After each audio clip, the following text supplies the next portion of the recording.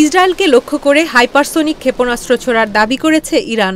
দেশটির Islamic revolutionary guard corps IRGC জানিয়েছে, গতকাল মঙ্গলবার রাতে ইসরায়েলের দিকে ফাত্তা-1 ক্ষেপণাস্ত্র ছুড়েছে তারা।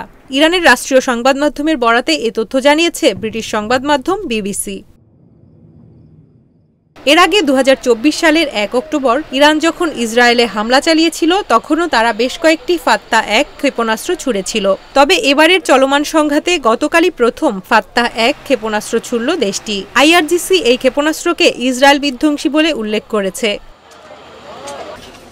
ইরানের রাষ্ট্রীয় সম্প্রচার মাধ্যম প্রেস টিভি ও আধা সরকারি সংবাদ সংস্থা মেহর ইসরায়েলের দিকে ফাত্তা-1 ক্ষেপণাস্ত্র নিক্ষেপের খবর জানিয়েছে। তবে উভয় সংবাদ মাধ্যমই আইআরজিসির বরাতে এ তথ্য প্রচার করেছে।